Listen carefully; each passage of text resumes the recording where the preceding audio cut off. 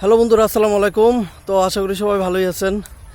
তো আজকে হঠাৎ করে 10:30টার পর মেবি 10:30 থেকে 10:45 এরকম সময় আমার এক ভাই ফোন দিচ্ছে। ফোন দিয়ে বলতেছে যে সে নতুন একটা বাইক কিনবে, তো জিক্সার কিনবে আর কি। তো তার পছন্দ কি, তো বলতেছে যে ব্ল্যাক কালারটাই কিনবো আর কি। তো ঠিক আছে, বেশ ভালো কথা, কিনো। তা আমি বললাম ঠিক আছে,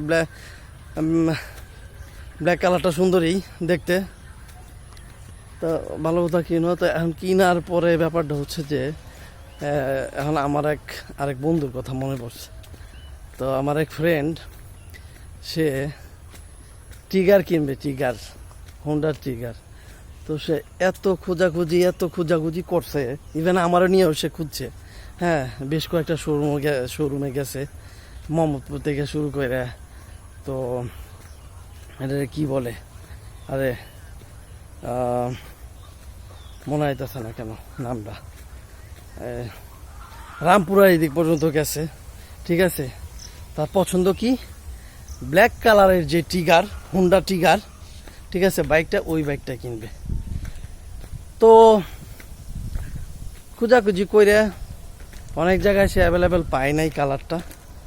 তো হ্যাঁ, একটা বাইক পাওয়া গেছিল ব্ল্যাক কালারটাই, সেটা মোহাম্মদপুর শোরুমে। এখন যে হোন্ডা শোরুমটা আসছে হচ্ছে মোহাম্মদপুর 4 রাস্তার দিকে যাইতে ময়ূর ভিলার উল্টা পাশে। এই শোরুমটাই ছিল আগে আদাবরের দিকে। ঠিক আছে, তো ওখানে যা একটা বাইক পাইছে, হোন্ডা ট্রিগার।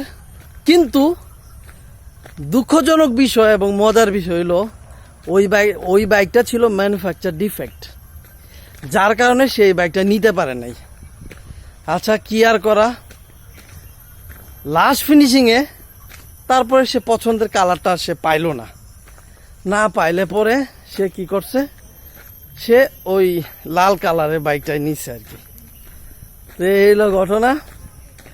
তো আজকে হঠাৎ করে বললাম বিষয়টা, কারণ এক ভাই বাদা সেও আমাকে ফোন দিয়ে কথাটা বললো, যার জন্য আমার এই ফ্রেন্ডের কথা মনে পড়লো। তার নামটা মেনশন করলাম না, বললাম না তার নামটা।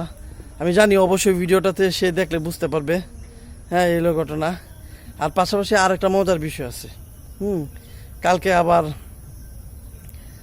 রাতের বেলা তার কথা, আমার ওই বন্ধুর কথা খুব মনে পড়ছিল।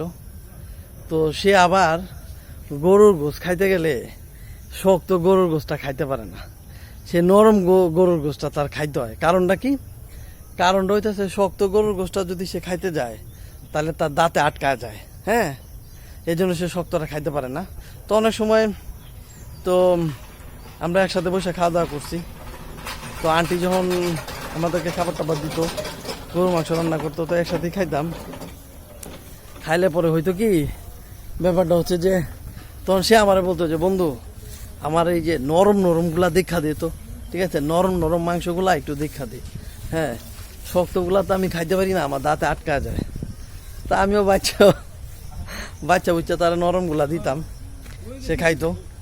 আবার আরেকটা সবচেয়ে মজার জিনিস হইলো, সেই একটা বিষয়, এটা না দেখলে মনে করেন যে টিকিট যে কাটছেন এটাই মিস, টিকিটের পয়সায় মিস। সে যখন বেসিনে হাতটা ধুইতে যাইতো, ঠিক আছে, কুলি করতে যাইতো, তখন দেখতাম কি বন্ধু দাঁত খুলা পড়ে গেছে বেসিনের মধ্যে, আবার ধুয়া মুয়া সে লাগাই দিত, সেই না। তো বন্ধু, তো ভিডিও দেখলে আমি আশা করি তুমি বুঝবা যে তোমাকে নিয়েই আমি বলছি কথাগুলা। ভালো থাকো, তোমাকে মিস করি। যে কোনো একদিন সময় পেলে চলে এসো বেড়াইতে। আল্লাহ হাফেজ।